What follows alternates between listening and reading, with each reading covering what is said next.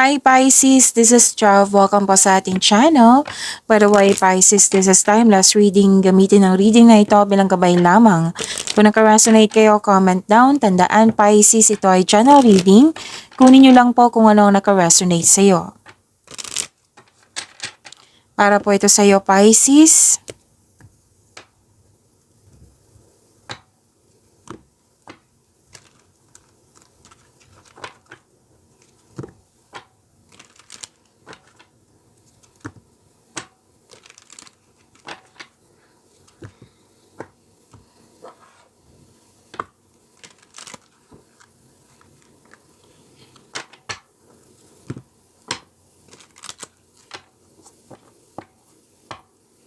Para po ito sa iyo, Pisces.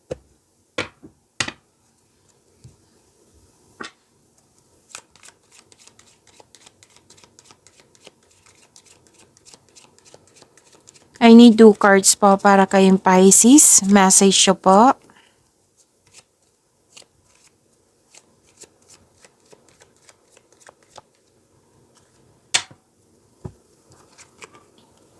Oh.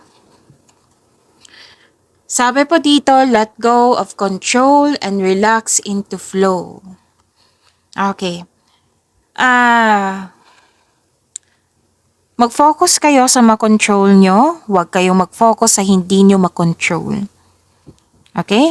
Kasi kung hindi mo to makontrol at pilit mong kokontrolin, posibleng masasaktan ka lang or mahihirapan ka.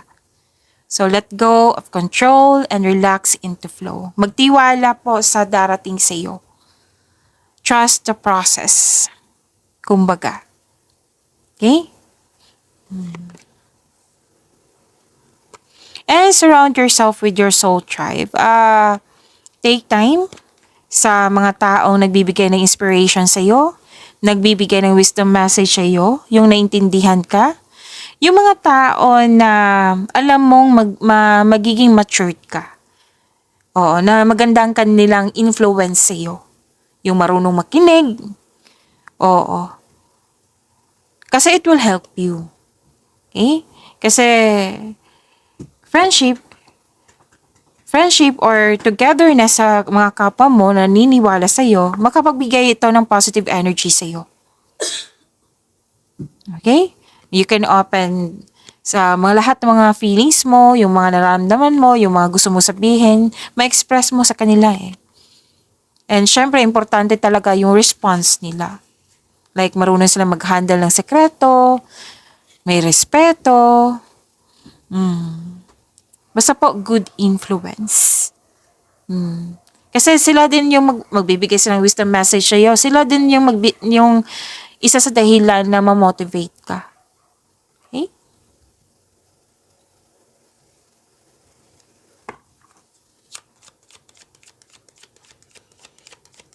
Maraming salamat po sa inyong patuloy na suporta, sa mga nag-donate, sa mga hindi nag-skip ng ads. Maraming salamat po. Sa mga hindi pa nag-subscribe, subscribe na po kayo at click bell notification para malaman nyo na may bago tayong video. Para sa mga gusto magpa-reading, comment po kayo ng personal reading. Again, comment kayo ng personal reading and check my reply sa comment section.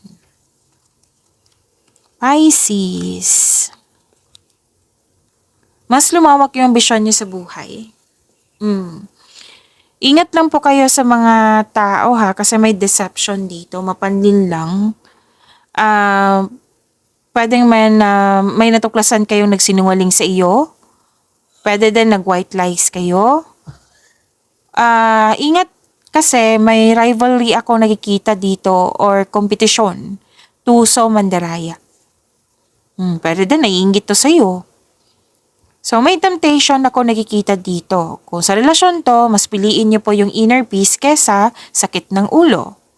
Kung sa isang bagay to, na-tempt ka, like for example, na gusto mong, nagsisave ka ng money, oo, tapos natatempt ka na maggasta. So, better to control it.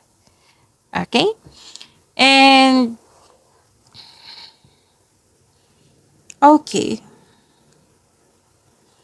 Huwag po kayo maniwala agad sa chismis. Alamin niyo muna kung totoo ba yan or hindi.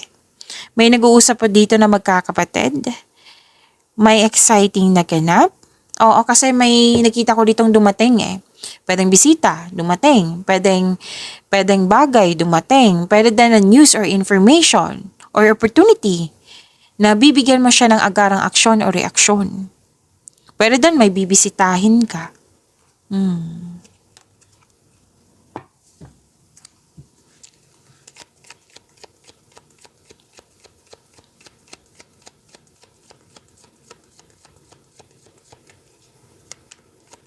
Energy po ni Pisces.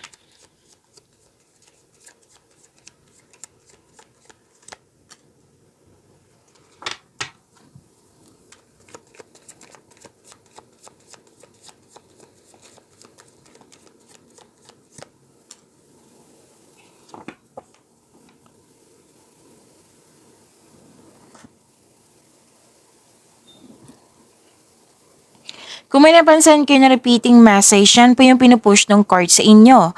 Like for example, nanood kayo sa isang video reading nyo. Sa inyong monthly Kabay Tarot reading, weekly Kabay Tarot reading, sa inyong second half of the month of October, at may napansin kayo na repeating message.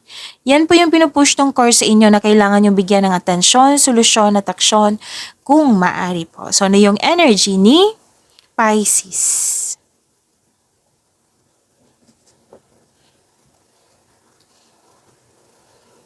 May choices, may future plan, may partnership akong nakikita dito. May ambisyon o idea ang gustong gawin? This card asks you na magawa ng mga plano para sa hinaharap. Mag-ingat lang po sa pagiging mainipin. Pisces. Nakita ko dito na may supportive kang partner. Pwedeng business partner, pwedeng literal na partner, pwedeng kaibigan, basta isang tao na very supportive sa'yo. Tutulungan ka ng taong ito para lumago yung layunin mo sa buhay. Pwedeng magbigay ng puhunan, pwedeng magbigay ng ideas, pwedeng moral support po ito.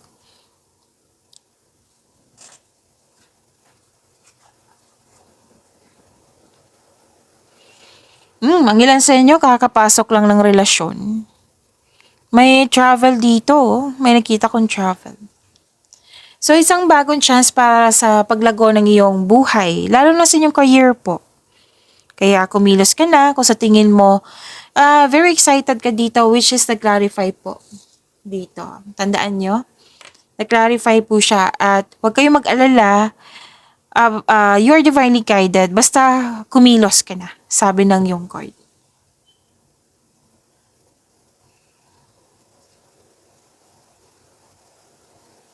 Makinig po kayo sa inyong intuition kasi it will guide you away sa malaking desisyon. Ang iyong buhay ay patuloy na yumayabong kasi marunong kang makinig sa iyong sarili, sa inyong intuition, and willing kang mag-explore ng new direction.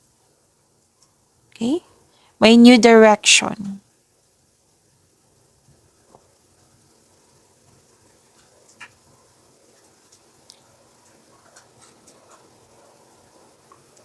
Mag-focus po daw kayo sa mind healing instead of suffering. Huwag po daw kayo mag-focus sa kulang sa iyo, like loss of connection or loss of things or loss of opportunity, yung nangyari na sa nakaraan. You have to think positive. I-release mo na yung negatibo po para ma-motivate kayo. Focus and have faith. Umiwas kayo sa toxicity. Mag-focus kayo sa mind healing instead of suffering. Remember, this is your energy. Pwedeng sa love life mo to, personal life, sa career and money.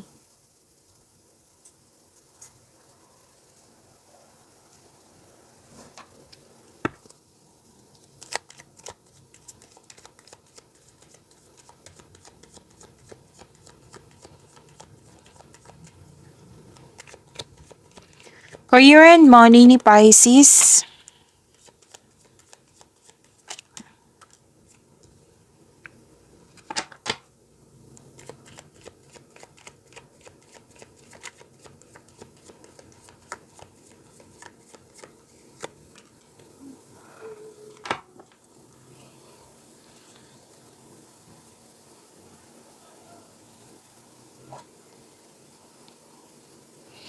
Ang ganda naman, Pisces. Sa career and money niyo po ito, ha?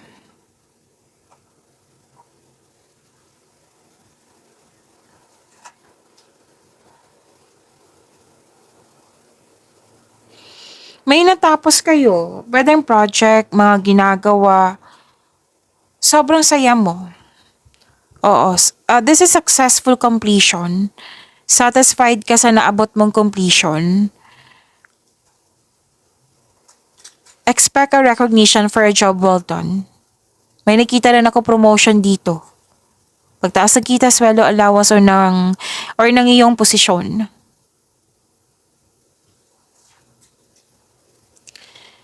Oo, following intuition and honoring your ideas, it will lead you to increased prosperity and abundance. Thankful ka sa mga natanggap mo, you have overflowing abundance, successful and satisfied ka sa buhay.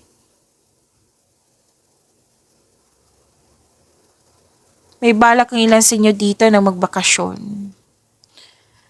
Okay, so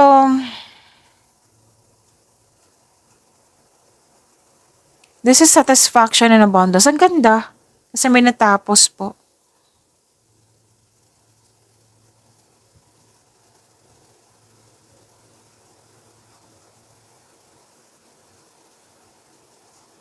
Nakikita ko dito, okay. So, sa career and money to, di ba?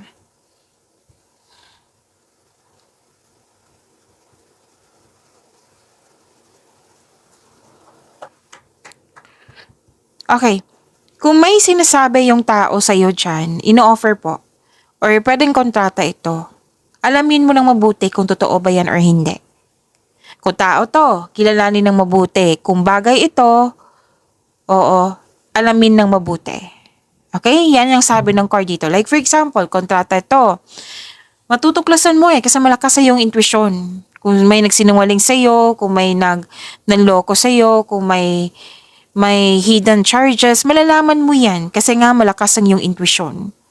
Basta kung ano man po ito na sinasabi sa iyo or bagay ito, alamin ng mabuti at kilalanin ng mabuti. Kailangan maging wiser po kayo. Mag-ingat. Kung ano man ito. Basta po naka-align to sa career and money niyo po.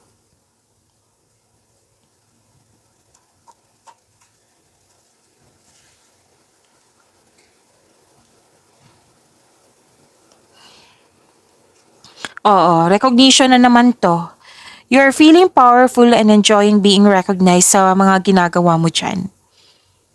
Oo, listen to your intuition to grow your business more, your career more, and take action toward increased prosperity. So, sinasabi ng card nyo dito, magbigay ng aksyon. Your creative and enthusiasm are important part of your success. Sabi ng yung card, magaling kayo na leader. Magaling kayo sa mga ginagawa nyo dyan. And please know that you are guided and protected now and always. You are divinely guided, Pisces. At kitang-kita ko dito yung confidence mo. Increase confidence.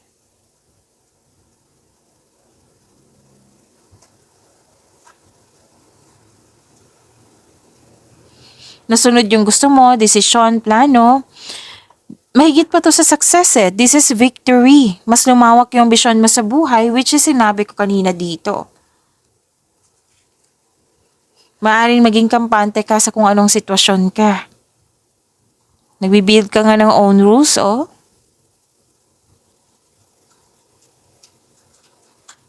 Di ba may sinabi ako kanina na posibleng magbakasyon kayo? Posible talagang magbakasyon kayo. Kasi nakikita ko rin yung pagod mo dito. Pwedeng stress or pagod. Or nagkaroon ng anxiety. Gusto mo magbakasyon. So, sabi ng card, ang pagpahinga po ay nakapagbigay ng increased productivity and a healthier mental state. So, gawin mo, magpahinga.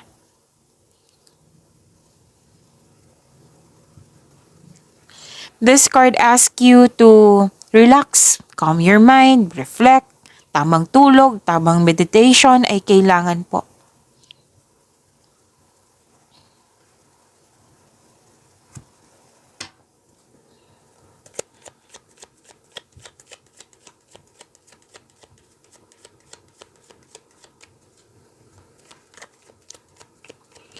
Love life, self-love, partnership, and romance ni Pisces.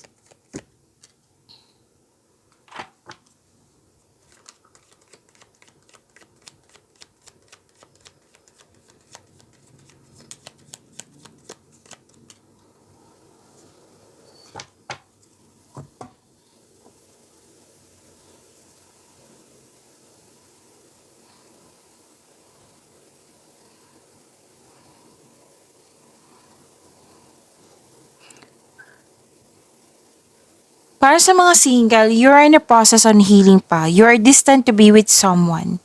So, it's time to find a soulmate. Para sa mga relasyon sa buhay mag-asawa, the couple felt calm and harmonious sa inyong relasyon.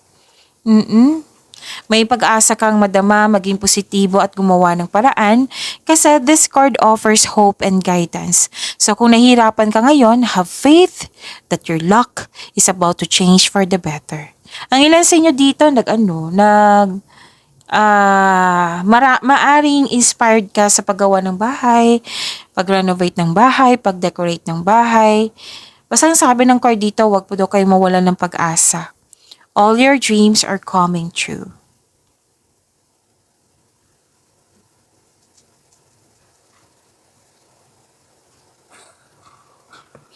Para sa mga single, you should take a chance on love. Huwag kang matakot ma-in love ulit. Pisces, deserve niyong mahalin.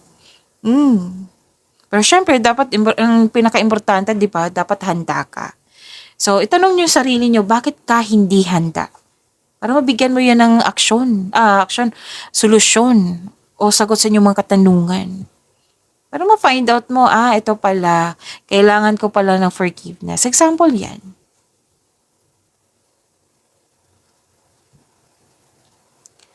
Para sa mga relasyon sa buhay mag-asawa, magkamit tampuhan kayo. Oo, ang advice ng card dito, leave the past behind. It's never too late to begin again. Mag-usap at magpatawad.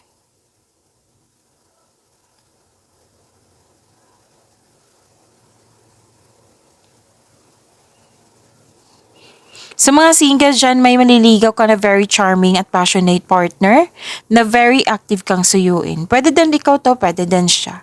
Pero most likely siya to eh.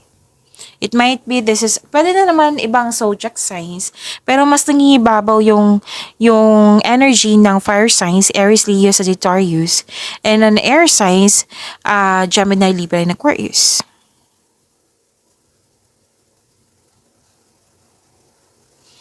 May bagong pasok sa relasyon, Kung bagong pasok kayo sa relasyon, wag niyong hayaan na yung getting to carried away. Yung dapat dahan-dahan lang, one at a time lang.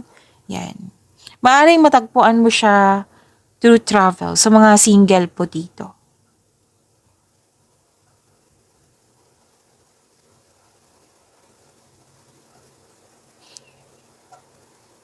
Lahat kayo nagkaroon ng sense of stability. Sobrang sipag mo. Kasi gusto nyo ma-secure yung future mo. Sa mga relasyon dito, gusto nyo magtayo ng pamilya na kaya sobrang busy nyo. It might be this is your partner na sobrang busy niya kasi gusto niya mag-build na kayo ng pamilya. Pwede. So, lahat kayo sense of stability, busy kayo.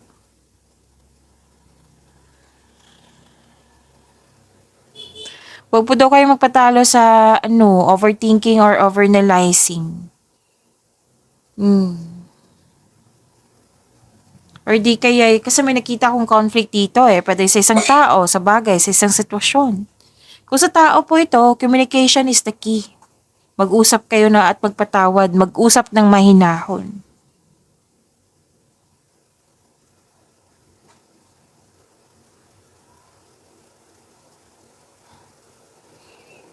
Okay.